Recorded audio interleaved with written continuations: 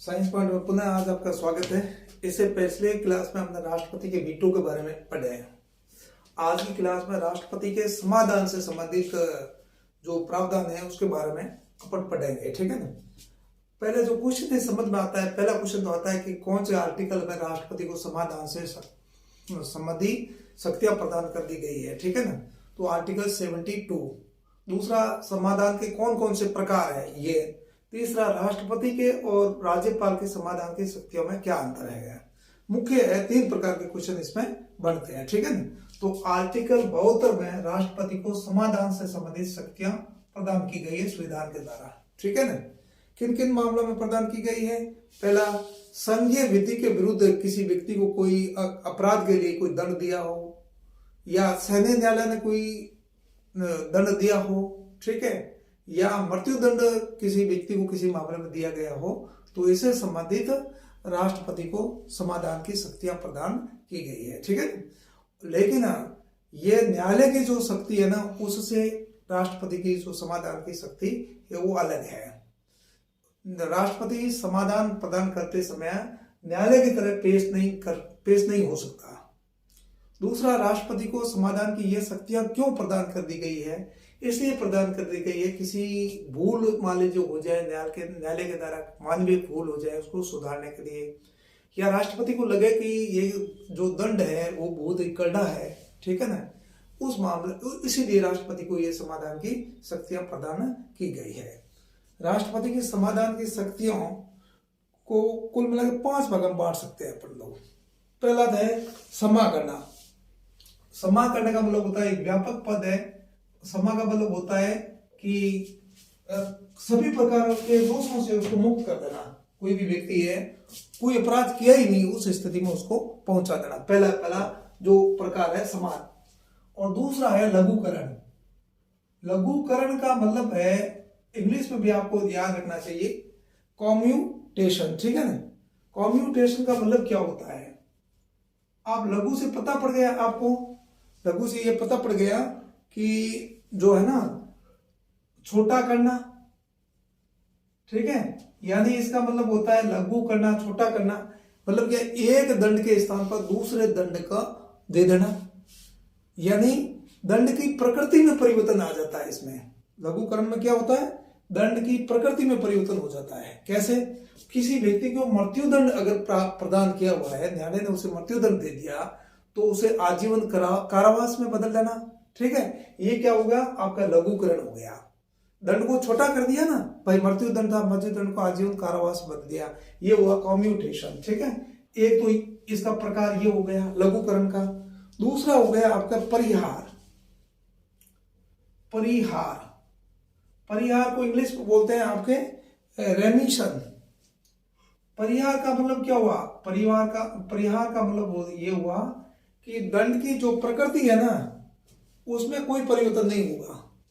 दंड की प्रकृति में कोई परिवर्तन नहीं, दंड की अवधि को कम कर देना। जैसे किसी को मान लीजिए 10 वर्ष का कारावास की सजा दी गई थी, तो कारावास ही रहेगा, लेकिन 10 साल से उसको 5 साल कर दिया, 7 साल कर दिया, 8 साल कर दिया। समझ गए हमारी बात को, नहीं है, ठीक है। ये या 1 साल की किसी को सजा दी गई, उसको 6 महीने की सजा कर दी, ये क्या होगा, परिहार हो गया, ठीक है ना। तो लघुकरण में क्या हुआ, दंड की प्रकृति में परिवर्तन हो गया। किसी को मृत्युदंड दिया तो उसे आजीवन कारावास में बदल दिया, ठीक है ना। और परिहार में क्या होता है, रेमिशन में क्या होता है, दंड की प्रकृति में परिवर्तन नहीं होता है, अवधि को कम कर दिया जाता है। बात है समझ में नहीं। तीसरा है रेस्पाइट, चौथा, और इसको बोलते हैं इंग्लिश में निलंबन। रेस्पाइट का मतलब होता है परिविलंब या निलंबन बोलते हैं। जब किसी विशेष परिस्थिति को देखते हुए या किसी तथ्य को ध्यान में रखते हुए दोषी व्यक्ति की निर्धारित जो सजा के बजाय कम सजा प्रदान कर देना, ठीक है। ये हो गया आपके क्या है, निलंबन हो गया। चौथा हो गया, 5वां विराम में क्या होता है, किसी दोषी को मूल रूप में दी गई सजा को किन्हीं विशेष परिस्थितियों का कारण कम करना। कोई भी दोषी व्यक्ति है, उसको मूल रूप से कोई सजा दी हुई है, तो उसकी विशेष परिस्थितियों के कारण कम कर देना।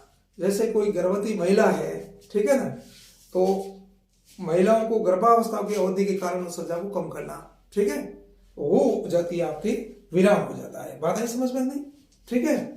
राष्ट्रपति, अब एक क्वेश्चन और है, राष्ट्रपति को समाधान की शक्ति प्रदान की गई आर्टिकल 72 में, ठीक है ना। और इसी प्रकार राज्यपालों को समाधान की शक्ति प्रदान की गई आर्टिकल 161 में, ठीक है ना। कौन से में? 161 में, ठीक है। तो लेकिन दोनों में अंतर है। अंतर क्या है? अंतर यह है कि सैन्य मामलों में दी गई सजा है ना, उसको राज्यपाल कम नहीं कर सकता, ठीक है, क्षमा भी नहीं कर सकता, कम भी नहीं कर सकता। और उसी प्रकार मृत्यु दंड को क्या है, क्षमा करने की शक्ति राज्यपाल के पास प्राप्त नहीं है। एक तो सैन्य मामला में, सैन्य जो मामला न्यायालय ने जो सजा प्रदान की है उसको राष्ट्रपति क्षमा कर सकता है, ठीक है, लेकिन राज्यपाल नहीं कर सकता। मृत्यु दंड को क्षमा प्रदान करने की शक्ति किसके पास है? आपको राष्ट्रपति के पास है, राज्यपाल के पास नहीं है। दूसरे प्रारूप है राज्यपाल के पास, लेकिन राज्यपाल जो है ना मृत्यु दंड की सजा को क्षमा नहीं कर सकता। बैठ गया बात समझ में नहीं? अब क्या है, सुप्रीम कोर्ट ने जो आपको राष्ट्रपति को समाधान की जो शक्ति आर्टिकल 72 के तहत प्रदान की गई है, तो उसके संबंध में कुछ सिद्धांत प्रतिपादित किए हैं। कौन से सिद्धांत किए हैं?